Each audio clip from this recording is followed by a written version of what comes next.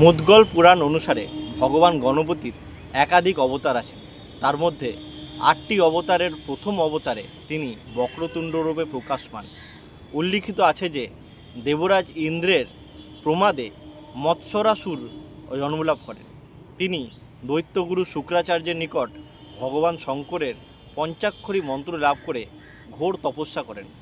ভগবান শঙ্কর তার প্রতি সন্তুষ্ট হয়ে তাকে অভয় বা বর দান করেন। বরদান লাভ করে মৎস্যাসুর প্রত্যাবর্তন করলে গুরু শুক্রাচার্য তাকে দৈত্যরাজ পদে বরণ করেন। দৈত্য মন্ত্রীগণ শক্তিশালী মৎসরাসুরকে বিশ্ব বিজয়ের পরামর্শ দেন। শক্তি ও মদমত্ত মৎসরাসুর নিজ বিশাল সেনাসহ পৃথিবীর রাজকুলকে আক্রমণ করেন। কোনো রাজাই তার সম্মুখে টিকে থাকতে পারলেন না। এইভাবে সমগ্র পৃথিবীতে মৎসরাসুর বিজয়ী হন, কিন্তু তার ভয়ে তারা সবাই গুহায় আশ্রয় নেয়। এইভাবে সমগ্র পৃথিবীতে মৎসরাসুরের শাসন প্রতিষ্ঠিত হয়। পৃথিবীকে করায়ত্ত করার পরে মহাপরাক্রমী দৈত্যরাজ ক্রমশ পাতাল ও স্বর্গলোকের উপর আক্রমণ করলেন। শেষনাগ সবিনয়ে দৈত্যরাজের অধীনস্থ থেকে কর দেওয়া স্বীকার করলেন। বরুণ, কুবের, যম প্রভৃতি সমস্ত দেবতা পরাজিত হয়ে প্রস্থান করলেন। ইন্দ্র পর্যন্ত তার সামনে টিকতে পারলেন না। মৎসরাসুর স্বর্গের সম্রাট হয়ে গেলেন। অসুর দ্বারা লাঞ্ছিত দেবতাগণ ভগবান ব্রহ্মা, বিষ্ণু সহ কৈলাস পৌঁছলেন। তারা ভগবান শঙ্করকে দৈত্যের অত্যাচারের সংবাদ দিলেন। ভগবান পিনাকপানি মৎসরাসুরের এই দুষ্কর্মের ঘোর নিন্দা করলেন।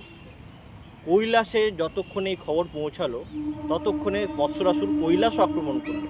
ভগবান শিবশঙ্করের সঙ্গে মৎসরাসুরের ঘোর সংগ্রাম শুরু হলো, কিন্তু ভগবান শঙ্করও মৎসরাসুরের সঙ্গে সমরে পেরে উঠলেন না। শিবশঙ্করকে ঘোর পাশে বন্ধ করে মৎসরাসুরের কৈলাসের অধিপতি হয়ে বসলেন। চারিদিকে দৈত্যদের অত্যাচার বেড়েই চলল। শোকাকুল দেবতাদের কাছে মৎসরাসুরের বিনাশের কোনো পথ ছিল না। তারা অত্যন্ত দুর্বল ও চিন্তিত হয়ে পড়লেন। এই সময় হঠাৎ ভগবান দত্তাত্রেয়ের আগমন হলো। তিনি দেবতাদের বক্রতুণ্ডের একাক্ষরী মন্ত্রের উপদেশ প্রদান করলেন। সমস্ত দেবতাগণ একাগ্র চিত্তে ভগবান বক্রতুণ্ডের ধ্যান ও বীজ মন্ত্র জপ করতে লাগলেন। দেবতাগণের ধ্যানে জপে তুষ্ট হয়ে বক্রতুণ্ডদেব প্রত্যক্ষ হলেন এবং দেবতাদের বললেন, হে দেবগণ, আপনারা নিশ্চিন্ত হন, আমি মৎসরাসুরকে বিনাশ করে তার গর্ব খর্ব করব। ভগবান বক্রতুণ্ড তার অসংখ্য গণের সঙ্গে মৎসরাসুরের নগর সমূহ চারিদিক দিয়ে ঘিরে ফেললেন। ভয়ানক যুদ্ধ আরম্ভ হলো।